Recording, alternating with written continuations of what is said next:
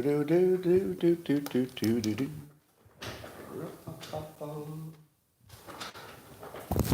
Bum, bum, bum. I'll even put on a microphone for the YouTube people, because that's how much I love you. Yeah. Good morning, everybody, and welcome to the finest thing that ever happened in your life. It's called Coffee with Scott Adams, and I don't believe civilization has ever experienced anything like this before or ever will. And if you'd like to take it up to levels that only AI can even understand, all you need is a cup or a mug or a glass, a tankard, chalice, a stein, a canteen, jug or flask, a vessel of any kind. Fill it with your favorite liquid. I like coffee. And join me now for the unparalleled pleasure of the dopamine hit of the day. The thing that makes everything better, it's called the simultaneous sip, and it happens now. Go. Oh, that's good. You know, I can't wait to have a coffee robot. It's nice to have a coffee machine, that makes your coffee for you. That's okay, sure. But I still have to stand up and walk over and get it, and then walk all the way back. Where is my coffee robot? Can I make a prediction? The following prediction. In 3 years, I'll be doing this show, just like today, except while you're watching me, my Tesla robot will bring me a cup of coffee while I'm live. Anybody want to take a bet?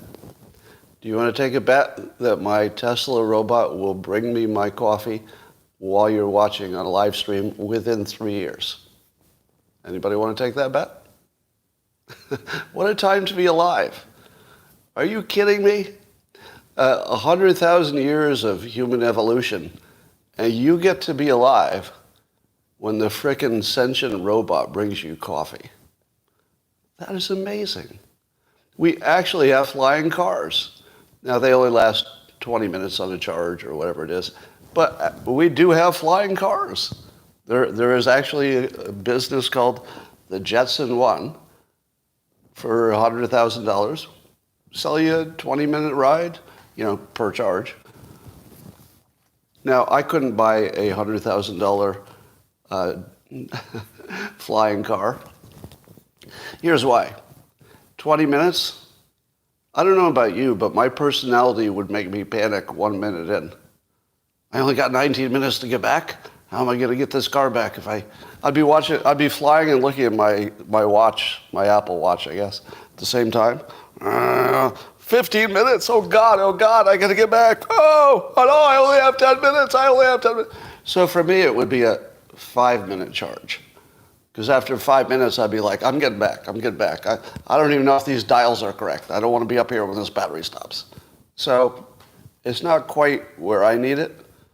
I still look at an electric car with a 350-mile range, and I tell myself, I'm not comfortable with that going to the grocery store. I'm not even joking. Like, it would actually give me anxiety that my electric car only had a charge of 300 miles. I can barely deal with a gas engine.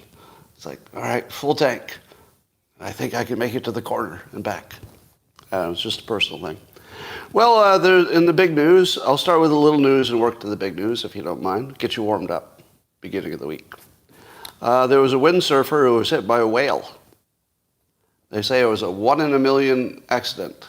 And here's the funny thing, he had some kind of a GoPro or something filming it, so you could actually see, his windsurfer thing going forward on I guess that's what it's called, when you have like a surfboard with a parachute.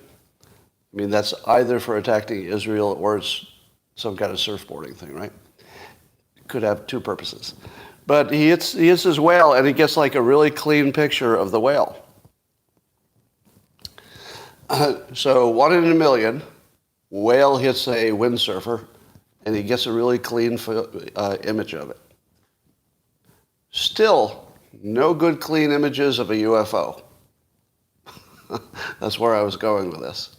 We also have the sighting of a 1 in a million, an albino moose. That was I think last week or so. Albino moose. Nice, clear picture of an albino moose. Still no picture of a UFO. No, not a clean one. So I guess that's just chance. All right. My next episode I call Backwards Science. Backwards Science. That's where studies get the correlation backwards. Maybe. But I'm going to teach you a new trick on this one. Here's the headline. Regular exercise helps people avoid the need for antidepressants. Pretty good. That sounds like a good positive development. But also it feels like you already knew that, right? Don't you feel like you already knew that? Well, it turns out that there's some ambiguity in the science.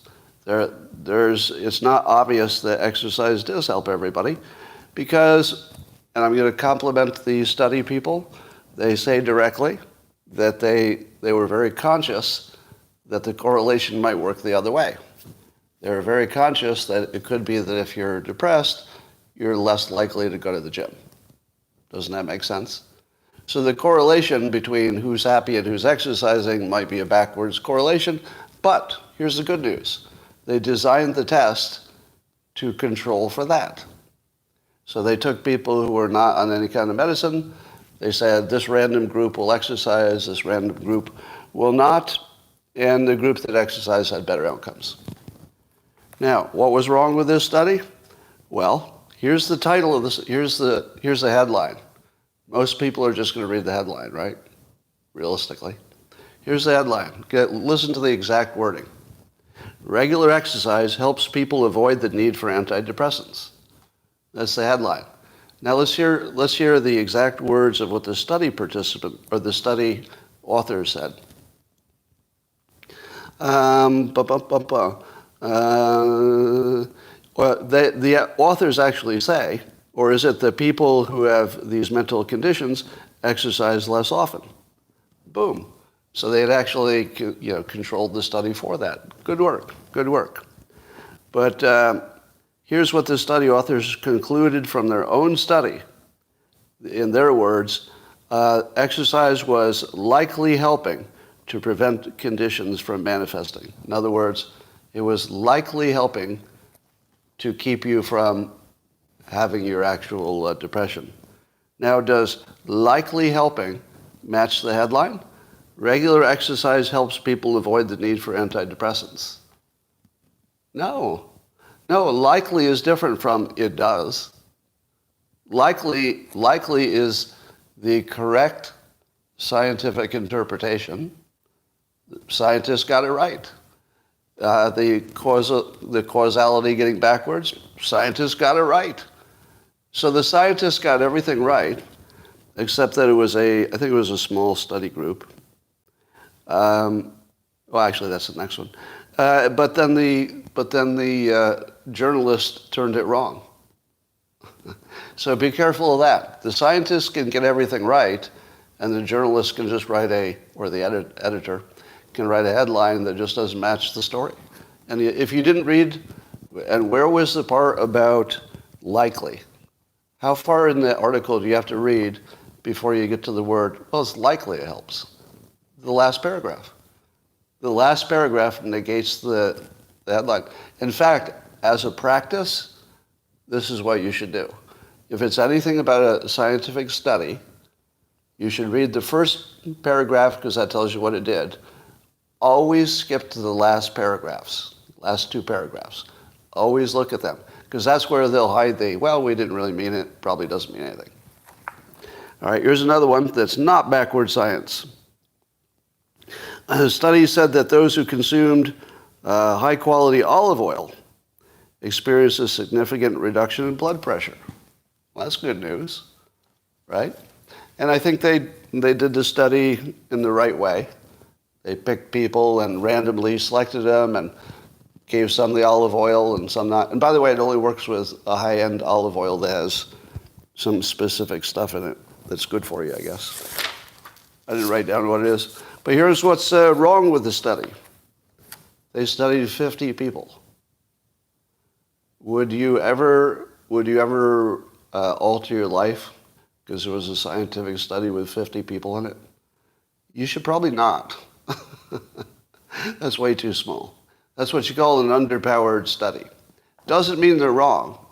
I'm not saying they're wrong. I'm just saying it's underpowered. So that's what you should learn. Look for the last paragraph negating the title, and then look for the number of participants. Those are two things you should look for right away.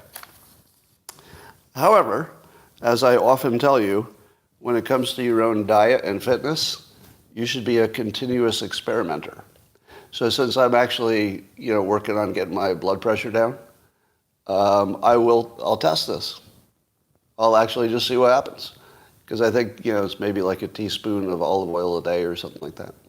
Maybe, I can't imagine it would hurt me to do a little more olive oil, right?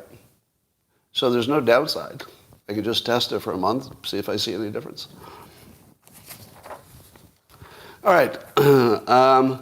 Remember how I told you that the opposite, I didn't make this up, it was something I saw from somebody else, that the opposite of addiction is human connection. It's not sobriety. That if you have human connection, your need for addiction goes way down. Now, this explains several things which have always been puzzles to me. And I'm not positive that I have this factually right, but tell me if you've heard this before. That after Vietnam, there were a number of people who were hooked on heroin while they were over there, because they kind of needed it to get through the day, who came back to the United States, and allegedly, I need a fact check on this, but it's been reported that they had very little effort in just getting off of heroin. Does that sound familiar? Have you ever heard that? That people coming back with heroin addictions just got off it like it was nothing. Now, what does that tell you? Like, what was it about being home, other than not being scared to be killed every minute? But you should have been physically addicted. It shouldn't have mattered that the reason you started was no longer valid. The drug itself should have done what the drug does and make you addicted. But here's what's different. When you come home, you probably re-engage socially. You become connected again to your family and your community. So, again, there's something that's, anecdotally is very consistent with that idea that human connection is a direct replacement for addiction. But I came up with another example. You may have seen me do a video of this. It's kind of funny. My dog Snickers refuses to eat her regular food, which is, at this point, it's a high-end, moist food. She's on a special diet, but she likes that food. But she will not eat that if I'm awake and home. If I'm in the house, she will follow me every time I get my coffee, because it's in the same place as the treats, and she'll beg for treats. And I thought the other day, when I was thinking about this addiction versus connection thing, that she's just begging for treats all day long. And I said to myself, that's basically an addiction. She's addicted to treats. And I thought, what if I try to give her a human connection instead of a treat? So since she can't have infinite treats, I give her a few, but I keep it in a reasonable diet-friendly amount. And so instead, I go over and give her some attention. Like give her some real direct attention, petting her, making sure I'm touching her, give her my full attention for like a minute. And she seems just as happy. And then she walks away like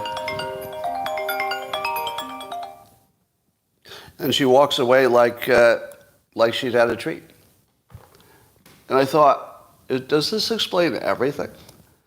Like, have we literally cured addiction? Like, could you take somebody as an experiment and just say, all right, we're going to experiment on you. You can live with this cool family who's really warm and they'll love you, and see what happens. Just see what happens. Yeah, you wonder if you could hug an addict out of it. Like literally. Imagine if you were an addict, but once a day, a bunch of cool strangers could come up to you and just give you like a warm embrace. It'd probably cure you.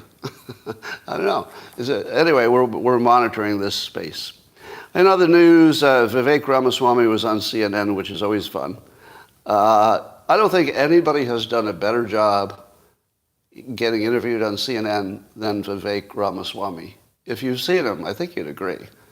Because the thing he does better than anybody is he sticks to the Republican, let's say, philosophy without saying things that are batshit crazy, which is sort of hard to do. You know what I mean? It's hard to say things that even the Democrats would agree are factually true. But he does that. So he was being accosted by Jim Acosta. I never realized why that was his name before. So Jim is actually the person who accosts people, like at press events. And his name is actually Jim Acosta. Anyway, so Jim was interviewing Vivek, and here was the important topic that Jim Acosta thought that Vivek should respond to. Think about all the things happening in the world, and here's what Jim Acosta asked Vivek to respond to. That Trump had called the people in jail over the January 6th charges, he referred to them as hostages. At the same time that there are hostages in Gaza. So that was the important thing that Jim Acosta needed to talk to Vivek about. So how did Vivek handle that? Quote from Vivek, "Let me be clear about what's irresponsible as it relates to coverage of Donald Trump. From the Russia collusion hoax that never was to the Hunter Biden laptop story, I think the real accountability here belongs to the media." Perfect. Literally perfect. Now, imagine what he could have done, right? He's stuck with Russia collusion hoax because nobody doubts that didn't pan out. And the Hunter Biden laptop story, we know the truth of that. So he didn't go into anything that would allow Jim Acosta to say, oh, that one thing you mentioned is questionable. He just kept it a thing you can't really argue with. I mean, if you're a news person, you can't. Citizens would. Good job, Vivek.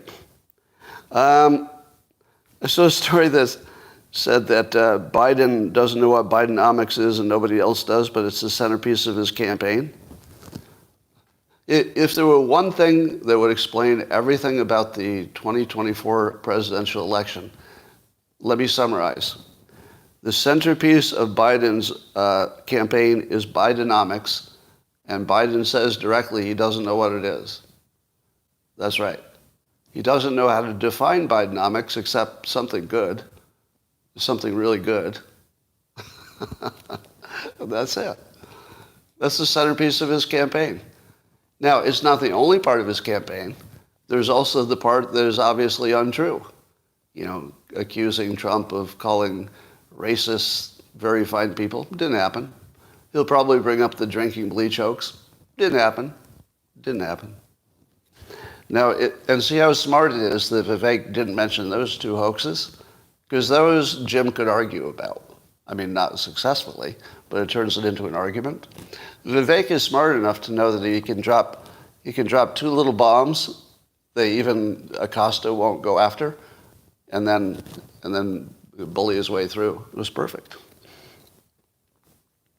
So my understanding is I get very confused in all the Trump legal stuff. So if I say something that mixes two of the cases together, will you try to keep me honest? Keep me on track here, because I'm very confused about it all. I think most non-lawyers are pretty confused. But my understanding is that a judge has already ruled that he was going to lose his business license in New York and the example that's given in the press is that Trump claimed his townhouse in Trump Tower was 33,000 square feet, but it was really 11,000. So far, is that correct?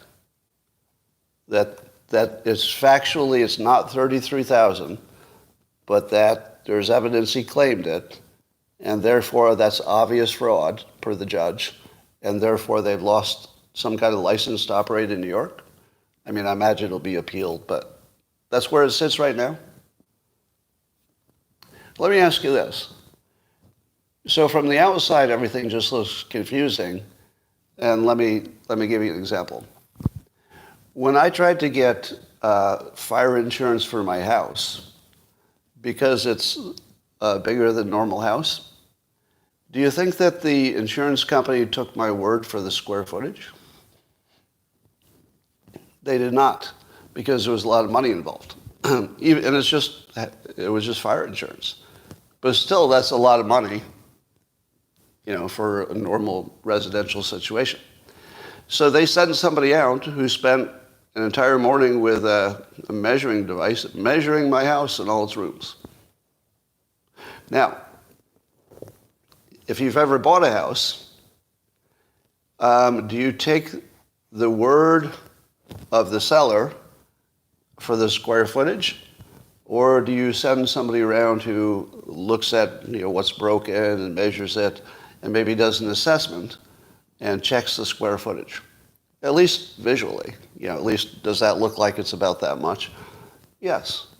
So even in my tiny little residential world, nobody ever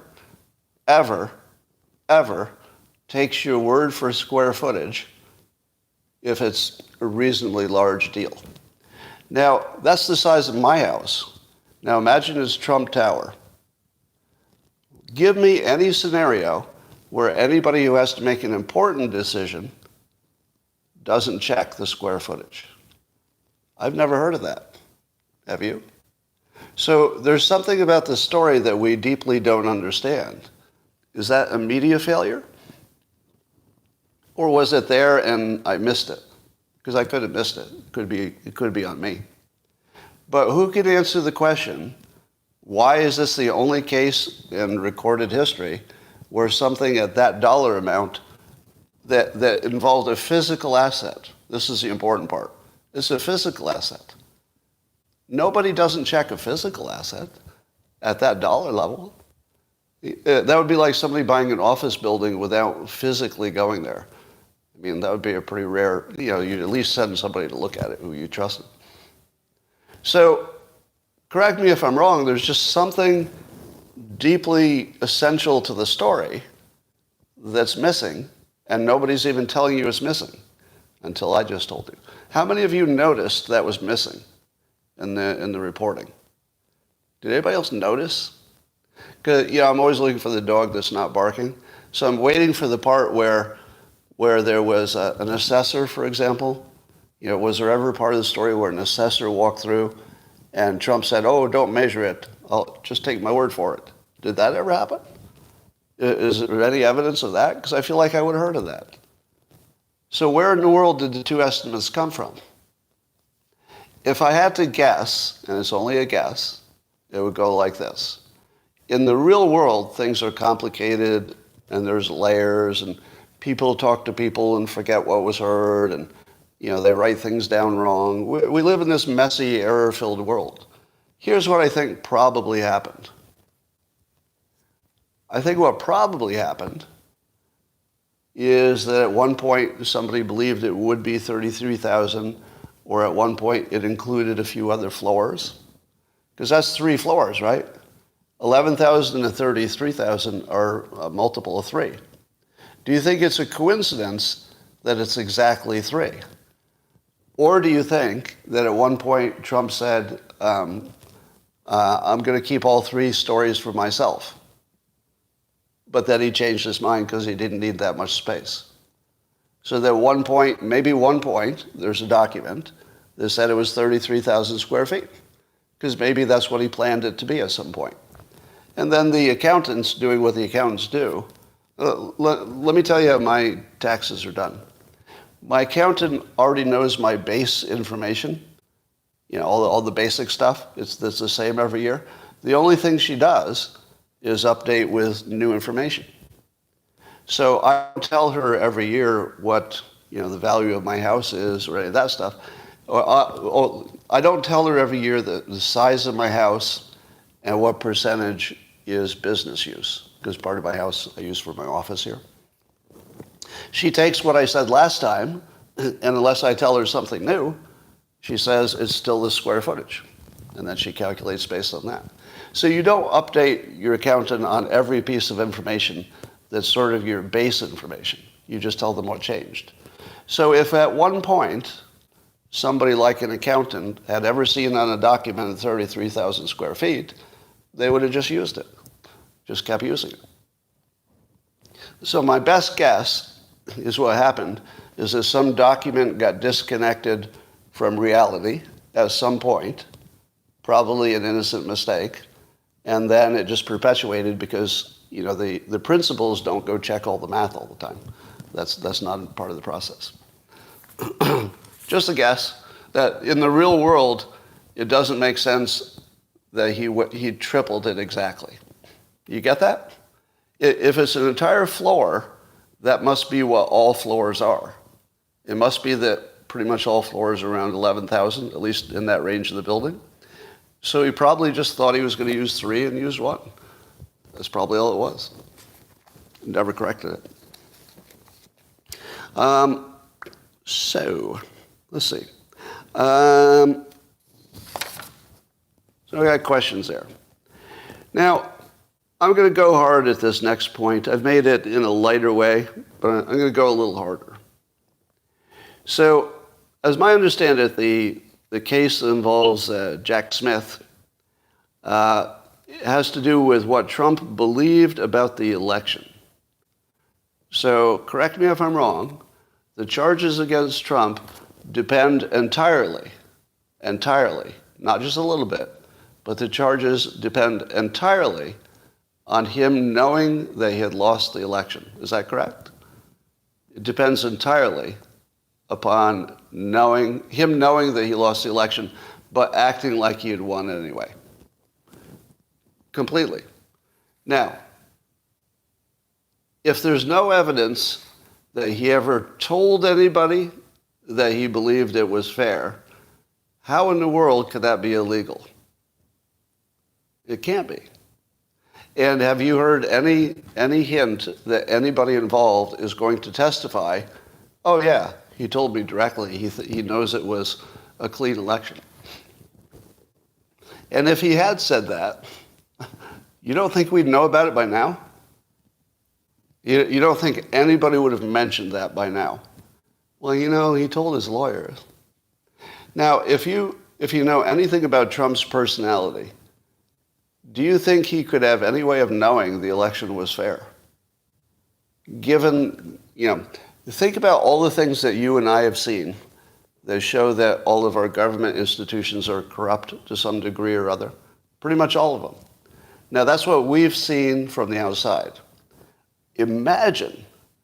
Just imagine the things that Trump has seen, both as a private business person working with the government, plus being in power and seeing how things really work behind the scenes. Do you think a person with that experience could say that all 50 states held a fair election? Nobody with that experience has that opinion. Nobody. There are people who might say it because it's good for them politically, but there can't be any reasonable adult who says they know that 50 elections were all done securely. That is fundamentally unknowable. It's unknowable. And every day a Democrat will tell me it is knowable because they didn't find anything. No. I think Democrats treat it like, they're looking in a cup and they're like, I'm looking in this cup and I can see the bottom of the cup. So there's nothing in there because I can see the bottom of the cup. It's not really like looking in a cup. You know what it's more like? It's more like a needle in a haystack. Yeah. If somebody cheated intentionally, they wouldn't do it so obviously that they could get caught. They would have a really good sense of what things get caught and what things don't get caught. Because enough people have been caught that they know what gets caught. They know what things will obviously be caught, so nobody would do that. But are there any ways to cheat that you might not get caught? The answer is, of course. Of course there are. Probably lots of them. Just because you can't name them doesn't mean they don't exist. Every complicated system has vulnerabilities. So we have this absurdity that there's one man in the world who could know the unknowable about this complex web of systems that would be more like a needle in a haystack. So let me reword it. The case hinges on Trump looking at a haystack and knowing there's no needle in it. How is that analogy? It depends on him knowing there's no needle in it. Now, I always tell you analogies are not arguments. They're only ways to make a point. And this is one of those. The argument doesn't require the analogy. The argument is it's a big complicated system. How would anybody know what's happening in that big complicated system? By breaking it down to a comparison between Democrats saying, hey, there's nothing in my little cup, so it must be empty. I'm telling you that it's not a simple system like a cup. You can't know it's empty by looking at it. It's more like a complicated system, which I've represented as a needle that's in a haystack. So we have this actual situation where the prosecution has to prove that with no evidence of Trump ever saying it to anybody, apparently, they're going to have to know what was in his head and to know that in the context of Trump, knowing that every government system is corrupt to some degree, and knowing that it has closed in about him particularly, knowing that it accused him of being Hitler, and every single person who believed it had a good reason to cheat him, that somehow he could know, while he looks at this big pile of hay, that there's not a needle in the middle of it, just by looking at the hay. And that's what the Democrats have been led to believe, that you actually can look at a big pile of hay, and just by looking at it from the outside, you know there's no needle on the inside. Why? Because a few people dug around the edges and they didn't find a needle. Well, therefore. Now, I hate to say this is an IQ problem, because I don't think there's that much difference in IQ between political left and right. At least, not so much would make a difference here. This clearly looks like brainwashing. Clearly looks like that. So when I wrote a long thread on this, would you like to hear me read the thread because it says it perfectly? Or would that just be a repeat? Yes? All right. It's a better summary. Let me do that. So here's what I posted today. To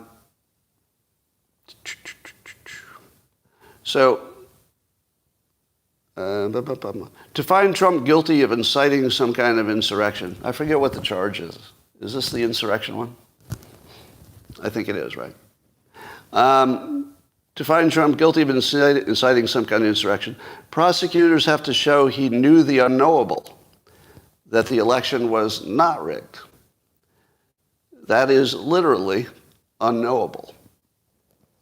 And every serious adult who is not a Democrat understands it. You all understand that, right? Is there anybody who's confused about how you could know there's a needle in the middle of the haystack? No. And so I said, unless there's evidence Trump ever said the election was clean, and nothing like that has been suggested, there's nothing to the case. But worse, in the context of every one of our other major government institutions being somewhat obviously corrupt, the odds of 50 separate state elections being clean is close to zero.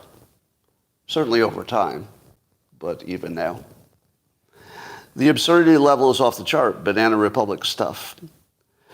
So, and then here's my speculation. I said the case against Trump has only gotten this far because Democrats don't see the news that shows all of our other institutions being corrupt. They still think everything about COVID was legit. They think Putin got Trump elected. They think Hunter's laptop was, they don't know Hunter's laptop was a hoax. They think Joe wasn't involved in Hunter's businesses. They think Trump called neo-Nazis fine people, and they think he recommended drinking bleach. That's what their news told them. Their news told them that. But best of all, Democrats have been duped into believing you can read the mind of a stranger, Trump, and you can see that he clearly can see the unknowable. So first you have to read his mind, and then while you're reading it, you have to see that he knows something that can't be known. Magic? How would he know something that can't be known? or at least that he was lying. I suppose you could see that if you're a mind reader. So it's absurd and totally corrupt. But I left this what I called extra help for Democrats at the end of the post, because you know what the Democrats are going to say, right? Do you know what every brainwashed Democrat would say to that post?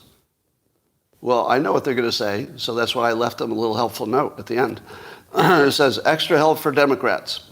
By the way, this is a good technique if you're posting. If you know what the complaint will be, call it out.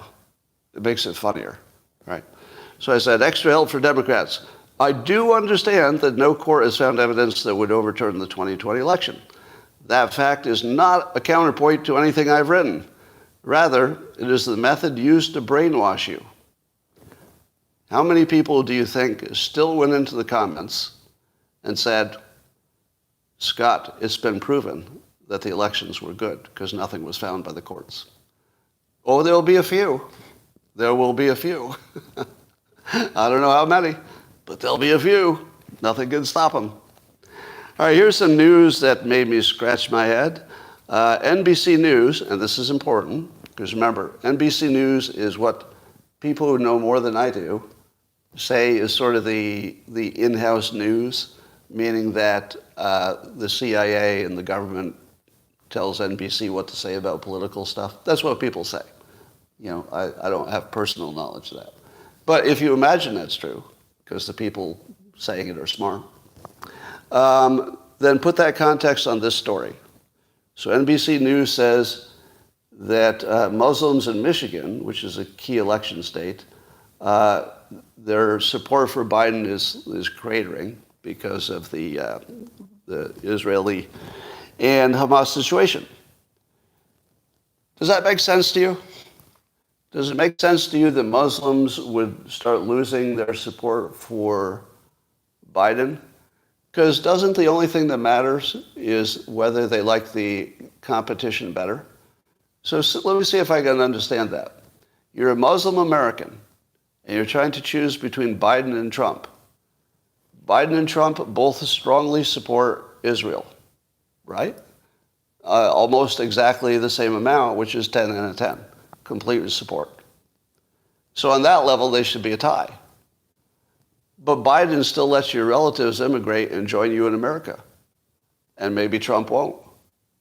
How in the world is this even close? Like, you know, as much as I think Trump is the better candidate than Biden, if I were a Muslim in America, what's the argument for liking the guy who's going to give you less? How do you even get there? So here's what it makes me think. I think if this had not been our current situation where members of the government want to force Biden out of the race, that they would have reported it differently. How would it sound if NBC did not want to force Biden out of the race? Let me tell you. It goes like this. That was it. They wouldn't have mentioned it. It wouldn't have been a story. If they didn't want to put your brain in that space, they just wouldn't mention it. Suppose they did mention it, but they didn't want you to think poorly of Biden. How would they write it? Here's how they would write it. Support for Biden is cratering because of the current situation. However, when compared to a matchup with Trump, they still don't, there's no reason to think that they're going to like Trump better. That would be the way to say it. If the only thing they're doing is asking how much do you like Biden, it kind of doesn't matter. Because the real question is how do you like Biden compared to the only alternative you're likely to see? Am I right? So by moving the context from compared to Trump, which looks like it shouldn't make any difference in the election, really, to moving it to what do you think about Biden by himself, they can create an impression that Biden's in trouble with a segment that could control one of the key states. So to me, this looks like propaganda. It doesn't look like news the way you would expect it to be reported in your normal situation. But in order to support that theory, that the so-called deep state Democrats are trying to push Biden out, you'd look for more evidence. By itself, I think you'd agree, any one piece of evidence by itself, not that persuasive. So things you would be looking for would be, for example, is there somebody in the wings who is obviously preparing to be moved into the job? And the answer is yes. Yeah, Governor Newsom visiting China, etc., clearly trying to elevate his status just in case, like an emergency, break the glass in an emergency in case you need it before the election. But by itself, not confirmation, right? These are like little indications, little hints that are pretty strong, but maybe not full confirmation. Now let me add another piece of information. David Axelrod, who is a former Obama advisor and always one of the most important voices in Democrat politics, he suggested it might be, quote, wise for President Biden to drop out of the 2024 race because the polls are looking really bad for him. And Axelrod says directly that maybe it's time to look at the bigger picture, meaning that it's not just about Biden, it's about the Democrats, and he doesn't believe Biden's the best horse to win the race. Now, if you don't follow politics much, you probably said, oh, one advisor said a thing. It's one advisor said a thing. No, the one advisor is David Axelrod, right? David Axelrod tells you what the Democrats are thinking, and that's the end of the story, right? When he says something like this, he's saying Democrats are saying something like this. That's not just his opinion. At the very least, he's trying to move Democrats to that opinion and would be one of the people who could do it. At the very least, the Democrat insiders just got the message, right? He's like the ultimate insider. So he just sent the message to all the other Democrat insiders. It is now safe to say this in public because David Axelrod said it in public and kept his job. He went first. This is a big deal, right? The other things I mentioned are very suggestive that Biden's getting the push, but when David Axelrod says it directly, that's the push. So we've moved past the suggestion of a nudge of a possible, preference to this is the hand on his back, and it's just starting to nudge him out of the way. Like Biden has the hand on his back now. It's like the hand that helps him off the stage as Trump does his hilarious impressions of not knowing how to get off the stage. All right, let's talk about TikTok. Kudos to Republican Representative Mike Gallagher of Wisconsin, who continues to argue for TikTok being banned. And people are waking up a little bit to the fact, with Mike Gallagher's help and a few others, that TikTok may have had a big let's say a big thumb on the reporting about Israel and Hamas. Apparently, it's reported by one study that is being disputed, by the way.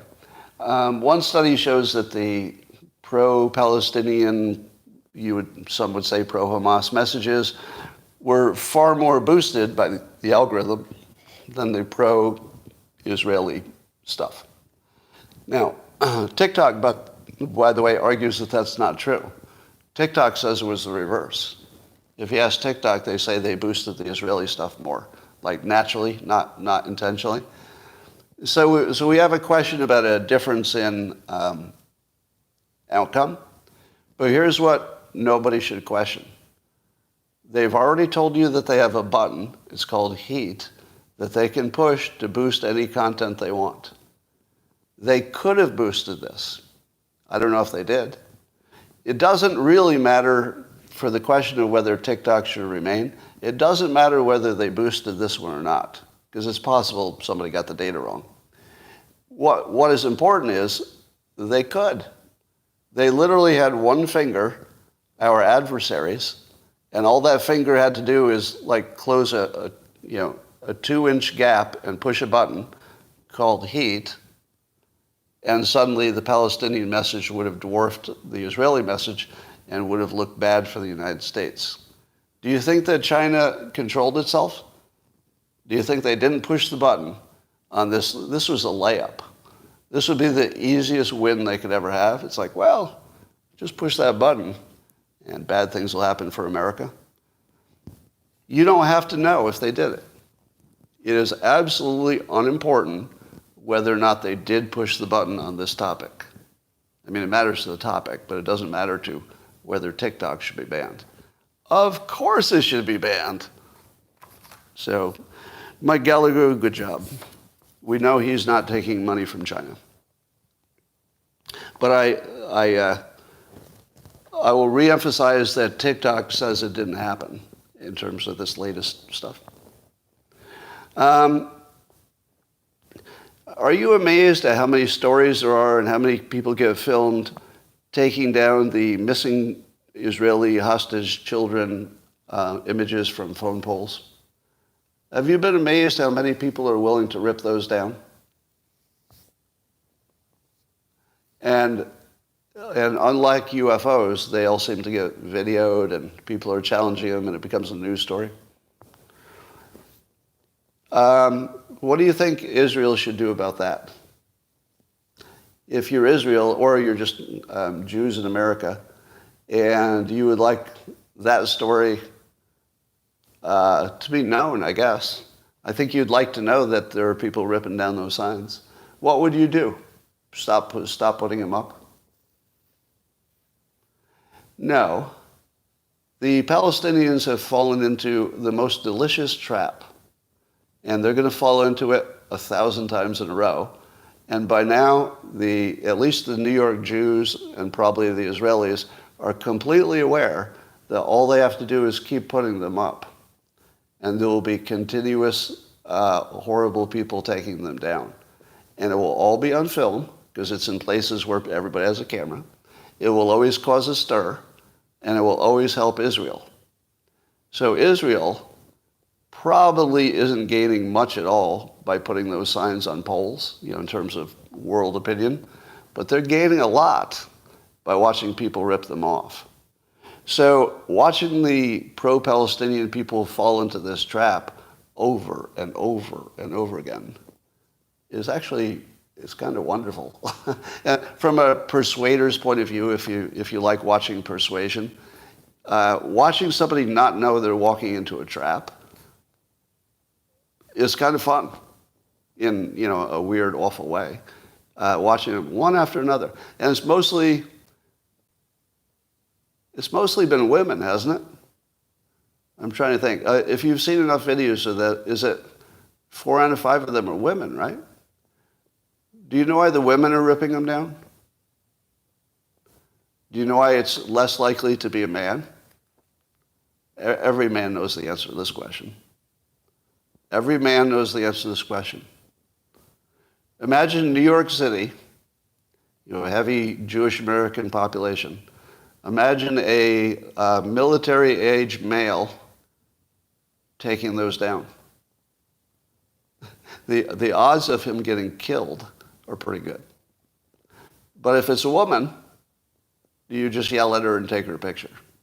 Because you're not going to make it worse for your own side by beating up a woman. But if I saw a video of somebody getting their ass handed to him who was an adult male because he happened to do it in the company of a bunch of adult Jewish men and people who supported them, and they decided to kick the shit out of him just because they hated his fucking guts, that would be very illegal, totally illegal, and they should go to jail for that. But I'd watch that video a few times, wouldn't you? I'd watch it. I'd probably play it twice because I'd enjoy watching some guy get his ass beat for that. I should admit it. By far the most exciting thing that happened yesterday was the introduction of the Grok, the AI that's part of X. And I can't stop thinking about it. I feel like it's such a big thing that it makes everything else less important because it's going to change so many things so quickly. Think of just a few of the things it could change. Imagine if Grok automatically did fact-checking. I said this before. Or just automatically put context on it. or automatically surfaced the best alternative argument, the pro and the con, that would change everything. It would change everything.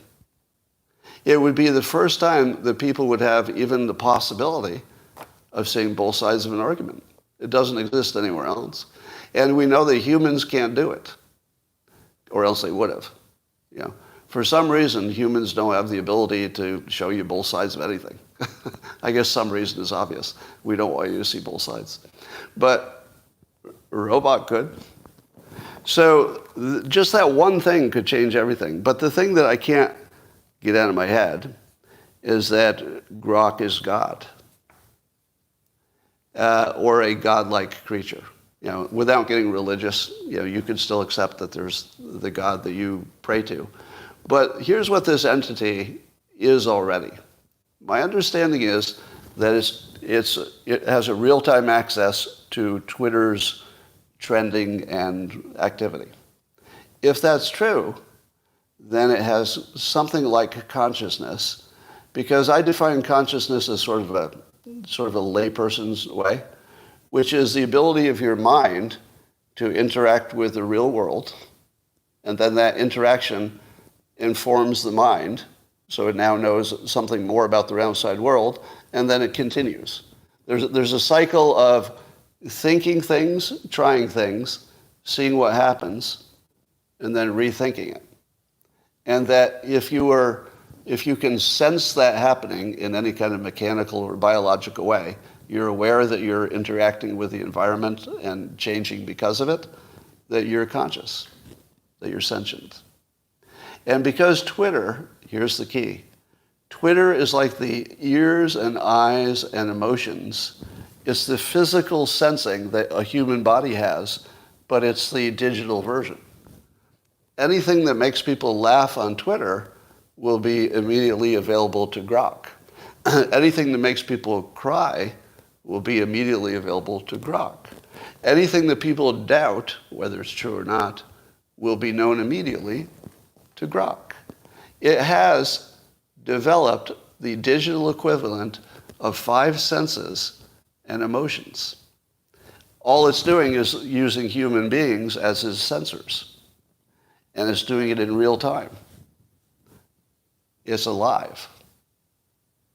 And it has a personality, and it will remember you. I believe it will remember you.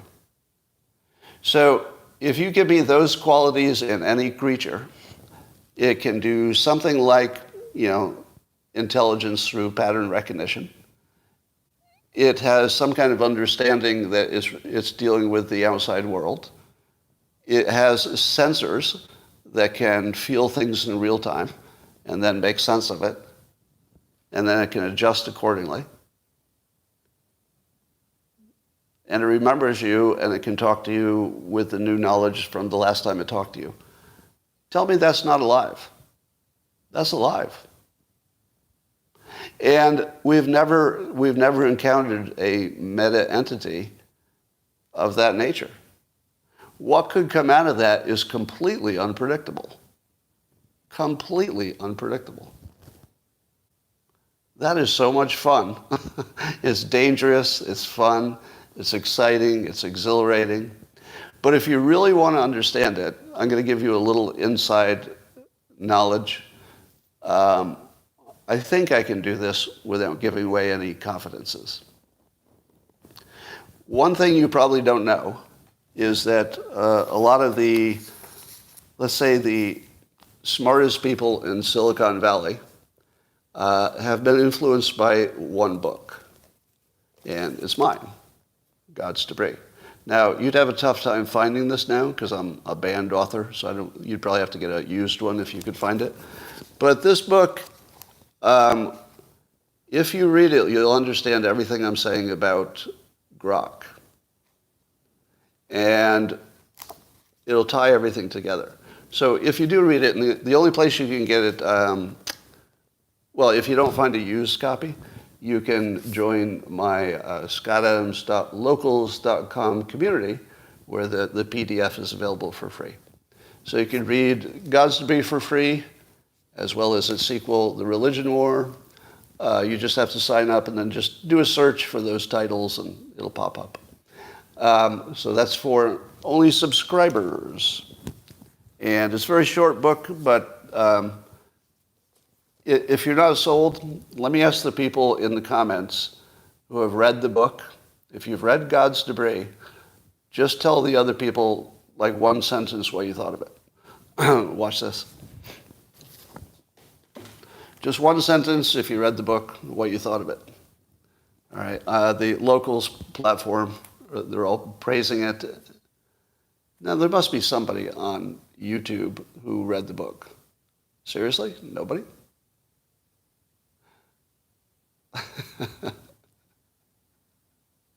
Oh, you got it for your birthday? Pyramid scheme. Somebody said pyramid scheme. All right, well,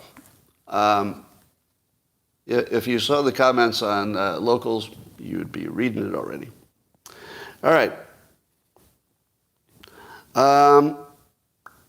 So the new narrative from Democrats for why Biden is lagging in the polls, have you heard their new explanation? It's a two-parter, and it's one explanation for why Democrats aren't liking Biden enough, and then a different explanation for why Republicans don't like him enough. You ready? The reason Democrats aren't liking Biden enough is because they can't see all the good work he's doing. So the news has been not doing a good job of saying all the good work he's doing. So that's why they describe Democrats not supporting him enough. But the reason that Republicans don't support him enough is racist. Racist. So there's that. Okay. I guess Trump is testifying today in the Letitia James case. So that one would be the. Is there any news from that yet? So he should be done with that by now, right? Has he already finished his testimony? Litigious James. Well, that's funny. Letitia James is being called Litigious James. All right, we'll keep an eye on that. Rob Reiner, producer-director, he posted today, democracy can only survive if Trump is convicted and no third-party candidates are allowed. Let me just read that again. Democracy can only survive if Trump is convicted and no third-party candidates are allowed. Doesn't that sound like the opposite of democracy? I thought democracy is where anybody could run and you could vote for anybody and that you don't put your opponents in jail for made-up charges. I thought that's what that was about. But no, Rob Reiner says democracy can only survive if Trump is convicted and no third-party candidates allowed. He doesn't know that was sort of Stalin's, I think Mao Zedong. So I say again that Rob Reiner does not look like somebody with an opinion which he wants you to hear. It sounds like performance art. But honestly, it looks like he's being blackmailed and he wants you to know. It's like, please understand, I'm not saying this of my own accord. I've been forced to say this. So I'm going to say it in such an absurd way that it's like wink, wink. You can tell I don't mean any of this. Like, it has that quality to it, even if my interpretation is wrong. Yeah, I'm not going to say my interpretation is right, but it has that feel to it. And watch this. Watch his future statements about politics, about Trump in particular, and see if you can see that it's so absurd that he must know that people will not take it seriously. No, am I reading his mind? No, I just gave you two possible speculative possibilities. That's the opposite of reading mind. It's not reading minds if you say he might be thinking X and he might be thinking Y. That's the opposite of mind reading. If you say, oh, he's thinking yes, that's mind reading. So it's a level of certainty that makes it go from speculation to mind reading. You got that? All right, well, over in Gaza, Israel has cut off the north, and they've got some corridors that some civilians are escaping. It didn't look like giant numbers of people escaping, but maybe the flow is constant. And so far, it looks like Israel is handling everything exactly the way I would have. Therefore, it must be right. And by that I mean they did not just go in and do an immediate ground assault, everywhere and get mowed down at the same time. That would have been a bad idea.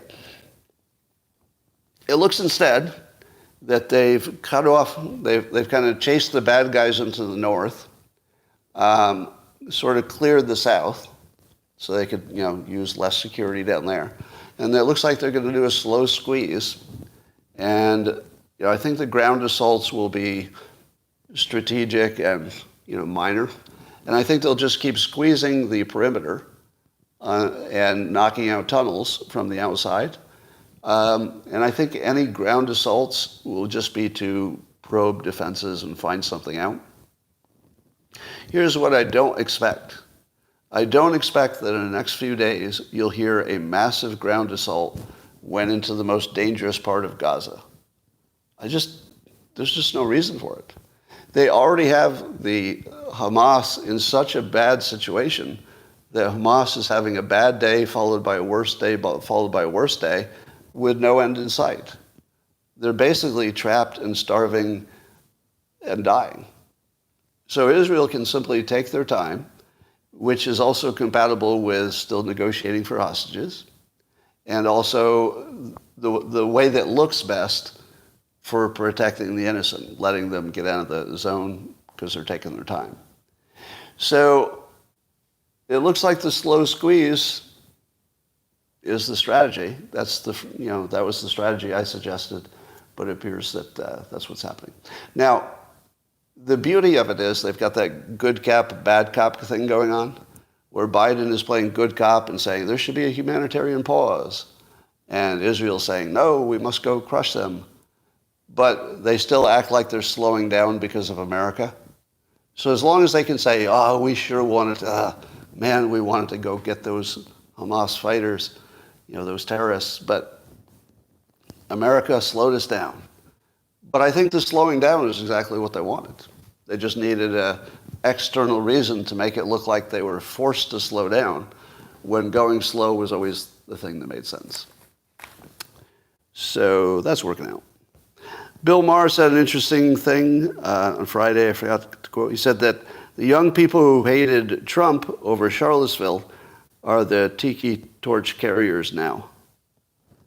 So on one hand, you say to yourself, oh, Bill Maher is coming around, and he sees that the left are the racists. But then on a second reading, you say to yourself, wait a minute. He still thinks Trump called the fine people, called the racists fine people? I feel like that requires some clarification. Because I thought he actually understood that that was a hoax. But he's sort of using it in his example, almost like he believed it was true. So I don't know. We'll see. And that, ladies and gentlemen, is the finest live stream you're ever going to see.